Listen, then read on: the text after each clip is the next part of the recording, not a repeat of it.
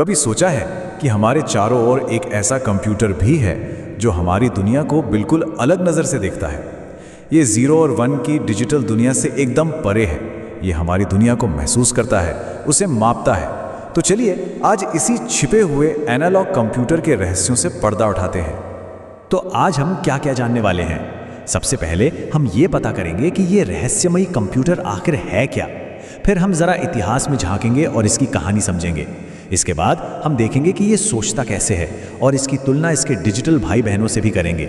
और हाँ, आखिर में ये भी जानेंगे कि आज के ज़माने में इसकी क्या अहमियत है। चलिए तो अपनी खोज शुरू करते हैं और देखते हैं कि ये अदृश्य कंप्यूटर हमारी रोज़मर्रा की ज़िंदगी में कहाँ-कहाँ छिपा बैठा है। अच्छा, एक सवाल है, कार का स्पीडोमीटर, वो पुराने पारे वाले थर्मोमीटर और पेट्रोल पंप, इन तीनों में भला क्या एक जैसा हो सकता है? ज़रा सोचिए, इसका जवाब शायद आपको चौंका दे। जी हाँ, यकीन करना शायद थोड़ा मुश्किल हो, लेकिन ये तीनों ही एक तरह के कंप्यूटर हैं। ये डिजिटल कंप्यूटर की तरह गिनती नहीं करते, बल्कि हमारी दुनिया को सीधे सीधे मापते हैं। तो फिर एक एनालॉग कंप्यूटर होता क्या है? देखिए, ये एक ऐसा डिवाइस है जो हमारी दुनिया की लगातार बदलती चीज़ों को सीधे मापता है, जैसे कि हवा की रफ्तार या बढ़ता हुआ तापमान। ये हर चीज़ को 0 और 1 में नहीं बदलता, नहीं, ये तो हकीकत को उसके असली रूप में ही समझ लेता है। तो अब जब हम इसे पहचान गए हैं, तो चलिए ज़रा समय में पीछे चलते हैं और इसकी जड़ों को खोजते हैं। कंप्यूटिंग का इतिहास हमारी सोच से कहीं ज़्यादा पुराना है। 13वीं सदी की कैसल क्लॉक को ही ले लीजिए। ये सिर्फ वक्त नहीं बताती थी, बल्कि निर्देशों को याद भी रख सकती थी। इसे ही पहला एनालॉग कंप्यूटर माना जाता है। फिर सदियों बाद आया स्लाइड रूल, जिसने इंजीनियरों के लिए गुणा भाग करना चुटकियों का खेल बना दिया। और 20वीं सदी में तो डिफरेंशियल एनालाइजर जैसी विशाल मशीनें आ गईं, जिनसे मुश्किल से मुश्किल समीकरणों को हल करना मुमकिन हो गया। इतिहास का ये सफ़र तो बड़ा दिलचस्प था। अब ज़रा इस कंप्यूटर के दिमाग के अंदर झांकते हैं और देखते हैं कि ये असल में सोचता कैसे है। एक एनालॉग कंप्यूटर की पर्सनैलिटी कैसी होती है? इसे एक स्पेशलिस्ट समझिए, मतलब जो सिर्फ एक काम में माहिर हो। जैसे स्पीडोमीटर का काम सिर्फ स्पीड मापना है। ये नतीजे तो फौरन दे देता है, लेकिन इसकी एक कमज़ोरी भी है, ये हमेशा 100% सटीक नहीं होता। और हाँ, इसकी याददाश्त भी बहुत कमज़ोर होती है।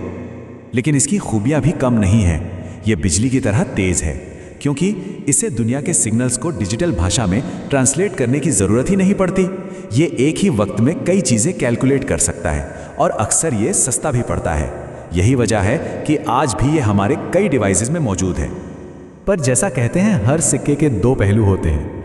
एनालॉग कंप्यूटर हमेशा पूरी तरह सटीक नहीं होते, बिजली भी बहुत खाते हैं, और इनकी याददाश्त तो लगभग ना के बराबर होती है। और पुराने ज़माने में तो ये इतने बड़े होते थे कि इन्हें रखने के लिए एक पूरा का पूरा कमरा चाहिए होता था।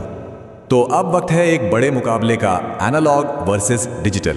चलिए देखते हैं कि ये दोनों एक दूसरे से कितने अलग हैं। अगर हम सटीकता, मेमोरी और भरोसे की बात करें तो हाँ, डिजिटल कंप्यूटर साफ साफ जीत जाता है। लेकिन एनालॉग कंप्यूटर एक स्पेशलिस्ट है जो किसी एक खास काम के लिए ही बना है।